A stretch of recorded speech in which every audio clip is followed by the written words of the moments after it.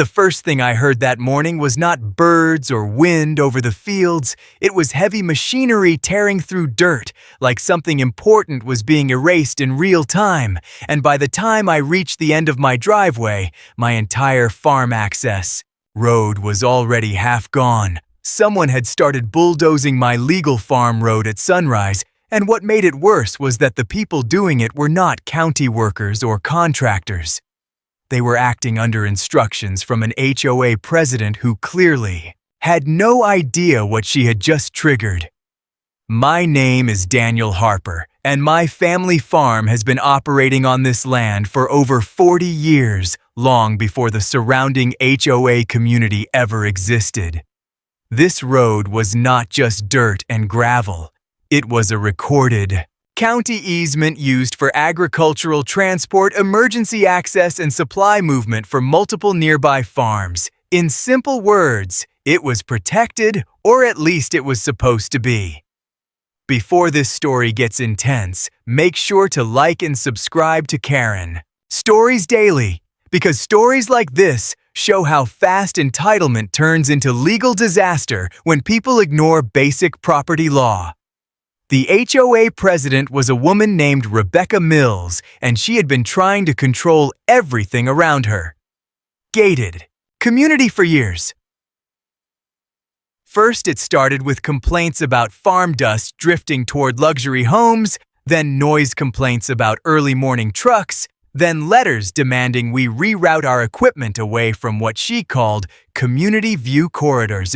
Ignored most of it because farms and neighborhoods have coexisted here for decades without issue.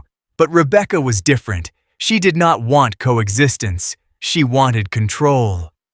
The tension really started building when she tried to claim that our farm road created unsafe traffic conditions near the HOA entrance. That was her first attempt to interfere with something she had no legal authority over. We responded with official county documentation, confirming the easement rights, and thought that would end it. It did not. Instead, it made her more aggressive. One morning before sunrise, while most of the county was still dark, I got a call from my farm supervisor. His voice was shaking. He said there were bulldozers on the North Access Road, and HOA representatives were on site, supervising the work at first. I thought he was confused. Then he sent me a video, and I will never forget what I saw. Bright construction lights, dust rising into the air, and my farm road being physically removed piece by piece while HOA personnel stood nearby watching, like it was completely normal. I was in my truck within minutes, driving straight toward the property and calling the county office at the same time. But even before I arrived, I knew this was not a simple misunderstanding. This was deliberate. When I reached the site, I saw Rebecca standing near the machinery, talking to the operators holding what looked like printed instructions. I stopped my truck in the middle of the access field and got out for a second. Nobody spoke. Even the machine slowed down. I walked straight toward her and asked what exactly she thought she was doing on a protected county easement.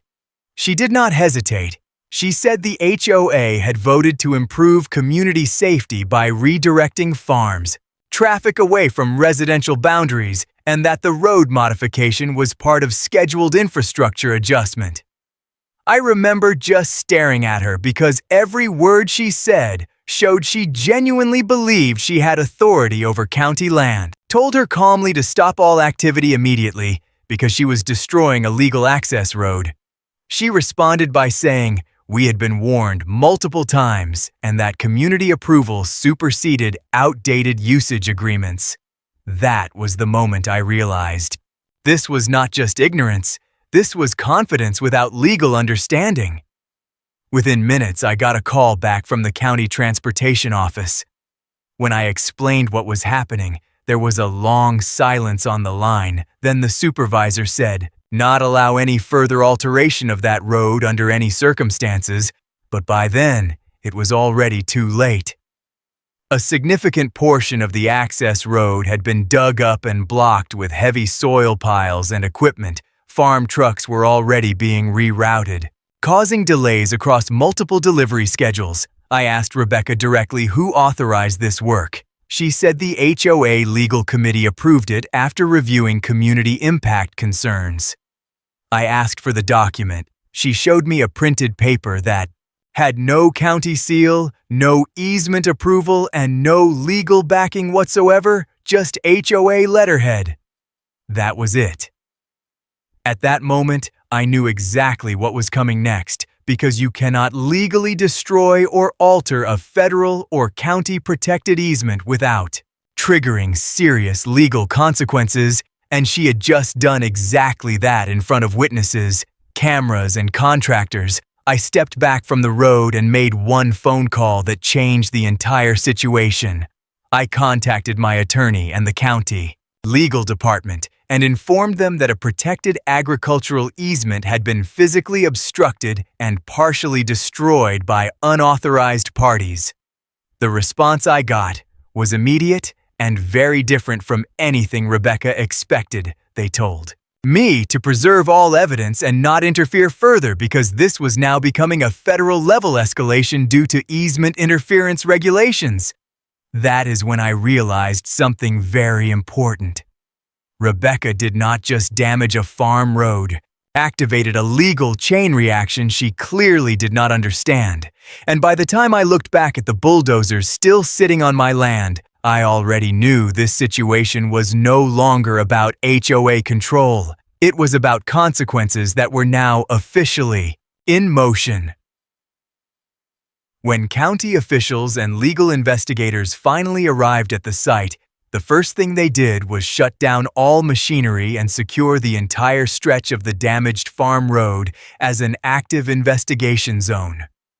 Rebecca tried explaining, again, that it was an HOA-approved improvement project, but the moment the county engineer reviewed the easement records, her entire argument collapsed because the road was not HOA property, not private neighborhood space, and not something she could vote away in a meeting.